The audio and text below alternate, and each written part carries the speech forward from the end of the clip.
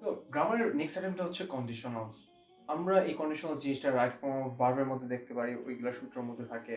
Completing সেন্টেন্সের সূত্রগুলোর মধ্যে আমরা কন্ডিশনালসগুলো দেখি। আর এছাড়াও গ্রামারে কন্ডিশনালস নামে বা ইফের রুল বা ইফের ব্যবহার নামক একটা আলাদা ভিন্ন টপিকও আছে। তো আমি মনে করি যে গ্রামার মধ্যে সবচেয়ে ইম্পর্টেন্ট টপিকগুলোর মধ্যে একটা হচ্ছে কন্ডিশনালস। তো কন্ডিশনাল মেইনলি জিনিসটা কি? বেসিক্যালি সোজা সাপটা কথা যদি বলি, ইফের ব্যবহার বা ইফের রুল, অর্থাৎ আমি যখন বাক্যের মধ্যে ইফ ওয়ার্ডটা এক্সিস্ট করে, এই ইফ ওয়ার্ডটা থাকার কারণে আমার বাক্যের মধ্যে বা বাক্যের স্ট্রাকচার বা টেন্সের মধ্যে কি কি পরিবর্তনগুলো হয়, ওগুলোই হচ্ছে আমার এই কন্ডিশনালস। সো কন্ডিশনালস হচ্ছে আমার মেইনলি 3 ধরনের থাকে। ফার্স্ট কন্ডিশনাল, সেকেন্ড কন্ডিশনাল, আর হচ্ছে থার্ড কন্ডিশনাল। ঠিক আছে? তো আমরা একটু দেখি এই 3 ধরনের কন্ডিশনাল আসলে এক্স্যাক্টলি কি কি এবং এদের মধ্যে পার্থক্যগুলো কি কি। তো আমরা অলরেডি কিন্তু ক্লজ নিয়ে কথাবার্তা বলে আসছি। কন্ডিশনালসটা বুঝতে হলে আমাদের কিন্তু ক্লজ এবং টেন্স নিয়ে কিন্তু একটা ভালো আইডিয়া থাকা লাগবে। তো আমি কিন্তু ক্লজের উপর অলরেডি একটা ক্লাস নিয়েছি। তোমরা যদি এটা না করে থাকো দেন অবশ্যই এটা দেখে নিও। তো ক্লজের মধ্যে আমরা জানি কি যে ক্লজ 3 ধরনের, বাট আমার মেইনলি লাগবে দুইটা। একটা হচ্ছে প্রিন্সিপাল ক্লজ আর আরেকটা হচ্ছে সাবঅর্ডিনেট ক্লজ। সো ক্লজের মূল কাজ হচ্ছে বা ক্লজের অর্থ হচ্ছে বাক্যাংশ। আর বাক্যাংশ দ্বারা মেনলি আমরা এখানে কি বুঝতেছি? প্রিন্সিপাল দ্বারা বোঝানো হলো মূল বাক্যাংশ, আর সাবঅর্ডিনেট দ্বারা বোঝানো হলো সহকারী বাক্যাংশ। অর্থাৎ কি? অর্থাৎ প্রিন্সিপাল ক্লজের অংশের মধ্যে আমার বাক্যের যে মেইন মূলভাবটা থাকে ওটা হয়তো তোমার প্রিন্সিপাল ক্লজের মধ্যে দেখা যায়।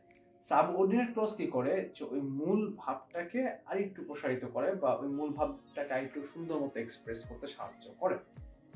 তো আমার এই ইফের রুলে বা এই কন্ডিশনালসের নিয়মটা ফলো করে যত বাক্য তৈরি করা হয়, তোমরা একটা দেখো, এখানে আমরা একটা এক্সাম্পল দেখতে পারতেছি। যে প্রথম এক্সাম্পলটা দেখি, if we do it properly we can finish it in time. Example দেখি। তো দেখো বাক্যগুলা মেজরিটি মানে সব বাক্যগুলো হলো দুটা ভাগে বিভক্ত। ঠিক আছে? তো এখানে একটা অংশ হলো প্রিন্সিপাল ক্লজ, যেটা হচ্ছে এটাকে আমরা বলতেছি প্রিন্সিপাল ক্লজ। আমি একটু ছোট করে লিখে রাখি। আর এটাকে আমরা কি বলতেছি? Subordinate clause. আচ্ছা, আমরা কিভাবে চিনি কি যে কোনটা প্রিন্সিপাল ক্লজ বা কোনটা সাবঅর্ডিনেট ক্লজ?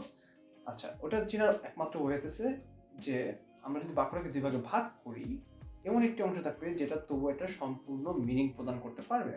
অর্থাৎ কি? যদি আমরা if we do it properly we can finish it in time, এই বাক্যটাকে আমি অর্ধেক করি, আমি কি পাচ্ছি? If we do it properly একটা অংশ, আর আরেকটা অংশ হচ্ছে we can finish it in time. তো এখন দেখো যে এই অংশটা we can finish in time, এই অংশটা কিন্তু তবুও একটা সম্পূর্ণ মিনিং দিতে পারবে। ঠিক আছে? আমি যদি বাংলায় ট্রান্সলেট করি তাহলে কিন্তু হয়। কিন্তু এই অংশটা যেখানে আছে বলা হচ্ছে যে if we do it properly, এটা বাক্যে বাংলা ট্রান্সলেট করলে কি আসে? আমরা যদি কাজটি ঠিক মতো করি, আচ্ছা করলে কি হয়েছে, মানে কি হচ্ছে আসলে, আমি কিন্তু সম্পূর্ণ মিনিং বা অর্থটা পাচ্ছি না। তো যেটা বাক্যটাকে বিভক্ত করলে সম্পূর্ণ মিনিং পাবো না, ওটা হচ্ছে সাবঅর্ডিনেট ক্লজ। তো এর মধ্যে দিয়ে হচ্ছে ক্লজ, এটা ছোট রিভিউ হয়ে গেল। তো এখন আমরা একটু দেখি, ইফের সাথে যদি প্রেজেন্ট ইনডিফিনিট টেন্স থাকে, ঠিক আছে, এটাকে সহজভাবে মনে রাখার একটা উপায়। প্রেজেন্ট ইনডিফিনিট টেন্স বা ইফের সাথে প্রেজেন্ট ইনডিফিনিট টেন্স, এই অংশটা আসলে কোন জায়গায়? এটা হচ্ছে আমার ওই সাবঅর্ডিনেট ক্লজের অংশটুকুটা। ঠিক আছে? আর শ্যাল, উইল, ক্যান, মে, এটা দ্বারা আমি মিলিয়ে বলছি যে আরেক সাইডে আমার কি বসবে। আমি আরেকবার একটু সুন্দর মতো ড্র করি। এই অংশটা কি আমার সাবঅর্ডিনেট ক্লজ। তো এখানে দেখো কমা তাহলে অন্যদিকে কি বসতেছে?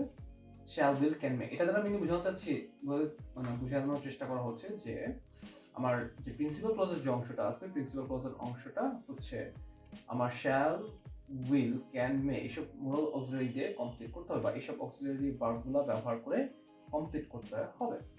অন্যভাবে তুমি যদি চিন্তা করো তাহলে এভাবেও চিন্তা করতে পারো যে তোমার অনেকটা ফিউচার টেন্স দিয়ে কমপ্লিট করতে হবে। তো এটা মনে রাখার ওয়েটা কি? ফার্স্ট কন্ডিশন, একদিকে যদি ইফের সাথে প্রেজেন্ট ইনডিফিনিট টেন্স থাকে, অন্যদিকে শ্যাল, উইল, ক্যান, মে দিয়ে বাক্যটি কমপ্লিট করতে হবে।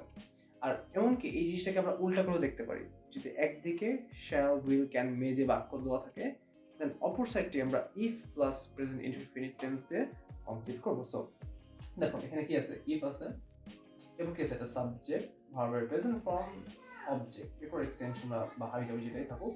তো এটা কি করতেছে যে আমার একটা প্রেজেন্ট ইনডিফিনিট টেন্সের একটা সুন্দর এক্সাম্পল, রাইট? আর অন্য সাইডে দেখো আমার সাবঅর্ডিনেট প্রিন্সিপাল ক্লজের অংশগুলোতে আমি কি দিয়ে কমপ্লিট করতেছি? এই ক্যানটা দিয়ে। আমি যে কোনো কিছু লিখতে পারি, এখানে লিখতে পারতাম, বাট মেইন কনসেপ্টে কি আমার এখানে ক্যান আছে। সেকেন্ড কন্ডিশনালের ক্ষেত্রে যে জিনিসটা হচ্ছে যে ইফ এর সাথে যদি আমি টেন্সটা চেঞ্জ করে পাস্ট ইনডিফিনিট টেন্সে নিয়ে যাই, তখন কি হবে, উই শ্যাল উইল ক্যান মের জায়গায় জাস্ট কি তাদের পাস্ট ফর্মটা ইউজ করবো, which is should, would, could, might, তাহলে হয়ে যাচ্ছে। দেখো আমি কি করতেছি, ইফকে ইফ উই ডু ইট প্রপারলিটাকে আমি জাস্ট প্রেজেন্ট ইনডিফিনিট থেকে পাস্ট ইনডিফিনিটে কনভার্ট করছি, যার কারণে কি হচ্ছে আমার এই ক্যানটাকে উডে কনভার্ট করে নিয়ে আসতে হয়েছে। ঠিক একইভাবে যদি আমি সিমিলার বাক্যটাকে আরেকটু চেঞ্জ করতাম, যদি ইফ এর সাথে পাস্ট ইনডিফিনিটের জায়গায় ইফ এর সাথে যদি আমি পাস্ট পারফেক্ট টেন্সটা দিতাম, তাহলে কি হতো, তাহলে ওই ক্ষেত্রে কি হচ্ছে যে এখানে আমার ইফ উই ডিড ইট অংশটা কি হচ্ছে হ্যাড ডান হয়ে গেছে, কারণ আমার পাস্ট পারফেক্টের স্ট্রাকচার কি বলে সাবজেক্ট প্লাস হ্যাড, এরপর কি ভার্বের 3 নম্বর ফর্ম বা past participle form, so did এর পাস্ট পার্টিসিপল ফর্ম হচ্ছে ডান আর আমরা হ্যাড বসাচ্ছি। তো আমার যখন এই কাজটা করব তখন আমার অন্যদিকে বা প্রিন্সিপাল ক্লজের কি বলবে, should have, would have, could have, might have. আচ্ছা আমি প্রশ্ন হতে পারে যে ভাই কোনটা এক্স্যাক্টলি বসাবো, তোমার কাছে অর্থগত দিক থেকে যেটা মনে হয় সবচেয়ে ভালো বা অ্যাপ্রোপ্রিয়েট সেটাই বসালেই হয়ে যাবে। তো উই কুড হ্যাভ এর জায়গায় আমরা উই উড হ্যাভ দিতে পারতাম, মাইট হ্যাভ দিতে পারতাম, বাট মডেল অক্সিলারি একটু ভিন্নভাবে কাজ করে। মডেল অক্সিলারি হচ্ছে কি এই শ্যাল, উইল, ক্যান, মে, তোমার বাক্যের উপর ভিত্তি করে তাদের অর্থতে হালকা পরিবর্তন আসতে পারে, এটাকে আমরা মডেল অক্সিলারি বলি, যেটা নিয়ে আমি আরেকটি ভিডিওতে আলোচনা করব। এখানে আমাদের মেইন কথাটা কি যে আমি কি এই স্ট্রাকচারটা মেইনটেইন করব, যে could have, would have, should have এই টাইপের ওয়ার্ডগুলো ব্যবহার করব, যদি কিনা আমার একদিকে বা সাবঅর্ডিনেট ক্লজের সাইডে if plus past perfect tense থাকে। এন্ড আমরা যখন এই কুড হ্যাভটা দিই, হ্যাভ এর কারণে কি হচ্ছে আমরা ভিসি বসাচ্ছি, অর্থাৎ ফিনিশটা কি হয়ে যাচ্ছে, ফিনিশড হয়ে যাচ্ছে। এখানে কি ছিল ফিনিশ, এখানে কি হয়ে গেছে ফিনিশড। আরেকটা জিনিস অবশ্যই মাথায় রাখা উচিত, আমরা যখন মোডাল অক্সিলারি ইউজ করি তখন একটু কেয়ারফুলি নোটিস যদি করো যে এখানে ক্যানের পরে কি বসাচ্ছি আমরা, ভার্বের প্রেজেন্ট ফর্ম অর্থাৎ ভি1 বসাচ্ছি। এখানে আমরা কি বসাইতেছি যে কুডের পর আমরা কি বসাচ্ছি, এগেইন ভার্বের কিন্তু প্রথম ফর্ম বা প্রেজেন্ট ফর্মটা বসাচ্ছি, কিন্তু এখানে কি হচ্ছে, এখানে কিন্তু পুরো চেঞ্জ হয়ে গেছে। কারণটা কি, কারণ হচ্ছে আমার এখানে কুড হ্যাভ যখন আমি ব্যবহার করি, এই হ্যাভ এর কারণে আমার যে মেইন ভার্বটা থাকে ভার্বের ফর্মটা চেঞ্জ হয়ে যায়। হ্যাভ যখন থাকে আমার সবসময় ভার্বের যে 3 নাম্বার ফর্ম বা পাস্ট পার্টিসিপল যে ফর্মটা আছে ওটা বসবে। তো এটা হচ্ছে আমার মেইনলি 3টা কন্ডিশনাল। যদি আমরা তার নিচেরটাতে যাই, আমি একটু হালকা জুম ইন করি যাতে তোমাদের দেখতে সুবিধা হয়। এটা কি হচ্ছে 3 নাম্বার কন্ডিশনালের জাস্ট আরেকটা ফর্ম, আরেকটা স্ট্রাকচার, ঠিক আছে। এখানে কি হচ্ছে আমার জাস্ট এই ইফ উই হ্যাড যে জিনিসটা ছিল, আমি আরেকবার একটু লিখে দিই যে ইফ প্লাস একটা কি আছে সাবজেক্ট প্লাস হ্যাড, এই অংশটা আমরা কি করতে পারি, এই অংশটা আমরা একটু হালকা এডিট করে এভাবে করে লিখতে পারি, হ্যাড প্লাস সাবজেক্ট। সাবজেক্টের ক্ষেত্রে কি ছিল উই, দ্যাট মিন্স আমি এটাকে কিভাবে লিখতে পারি, হ্যাড উই, বাকিটা যেরকম ছিল ওরকমই থাকবে। দেখো had we done it properly, দেখছো জাস্ট আমি কি করতেছি ইফটা বাদ দিয়ে হ্যাডটাকে সামনে নিয়ে আসতেছি। এই থার্ড কন্ডিশনালটা যেভাবে কাজ করে এবং যে মিনিংটা প্রদান করে, আমার এই 4 নাম্বার এক্সাম্পলটাও কিন্তু ঠিক একই মিনিং প্রদান করতেছে, এবং প্লাস জাস্ট হালকা কি হচ্ছে একটু কমাটা চেঞ্জ হয়ে যাচ্ছে, যদি সহজে বাংলা কথায় বলি। তো ইফ উই হ্যাড আর হ্যাড উইর মিনিংটা কি এই ক্ষেত্রে সেম। একটা জিনিস মাথায় রাখা খুবই গুরুত্বপূর্ণ, সেটা হচ্ছে হলো ইউজুয়ালি এই হ্যাডটা তো আমার একটা অক্সিলারি ভার্ব হিসেবে কাজ করে, তাই না। এই হ্যাডটা কি আমার একটা অক্সিলারি ভার্ব হিসেবে কাজ করে, দ্যাট মিন্স কি আমি যদি হ্যাডের পর যদি একটা সাবজেক্ট বসাই, এটা কিন্তু একটা ইন্টারোগেটিভ মিনিং দেয়। এটাই একমাত্র এক্সেপশন, যেটা হচ্ছে হ্যাডটা সামনে আসা সত্ত্বেও বাক্যের স্ট্রাকচারটা ইন্টারোগেটিভ থাকে না, এটাই একমাত্র কি এক্সেপশন। এই জিনিসটা কিন্তু একটু মাথায় রাখা লাগবে। ইউজুয়ালি আমার কি হচ্ছে, আমি আবারও বলি যে আমার শুরুতে যদি অক্সিলারি থাকে তারপরে যদি সাবজেক্ট থাকে, তখন কিন্তু বাক্যের ধরনটা ইন্টারোগেটিভ ফরম্যাটে শিফট হয়ে যায়। কিন্তু এই একটা মাত্র এক্সাম্পল বা স্ট্রাকচার যেখানে হলো আমার হ্যাড শুরুতে থাকা সত্ত্বেও কিন্তু আমার বাক্যটা ইন্টারোগেটিভ হবে না।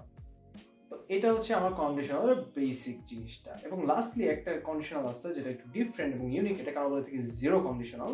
সেটা হচ্ছে দেখুন একটা ফার্স্ট কন্ডিশনালের মতো, জাস্ট পার্থক্য কি আমরা ইফ এর সাথে প্রেজেন্ট ইনডিফিনিট যদি রাখি, ওই সাথে ওই পাশে আমরা সিম্পল প্রেজেন্ট দিয়ে কমপ্লিট করতেছি। ভাই সিম্পল প্রেজেন্ট হলো আরেক ভাষায় মানে it's a fancier way of saying present indefinite, ঠিক আছে।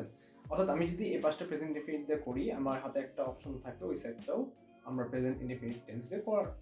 যেমন ফর এক্সাম্পল এই ক্ষেত্রে if you heat water at 100 degrees it boils, আমি যদি অ্যান্সারটা যদি এটার জায়গায় যদি আমি লিখতাম ইট উইল বয়েল, তবুও কিন্তু অ্যান্সারটা হতো, যদি এটা কমপ্লিটিং সেন্টেন্স হয়ে থাকতো তবুও কিন্তু হতো, কিন্তু আমরা ইট উইল বয়েলের জায়গায় কি লিখছি it boils, which is still correct. এটা কারণ বলে থাকি জিরো কন্ডিশনাল, অর্থাৎ আমরা ওখানে কোনো মোডাল অক্সিলারি যদি ইউজ না করি, অক্সিলারি যদি ইউজ না করা হয় তখন ওটা কি হয়ে যাচ্ছে আমার জিরো কন্ডিশনাল।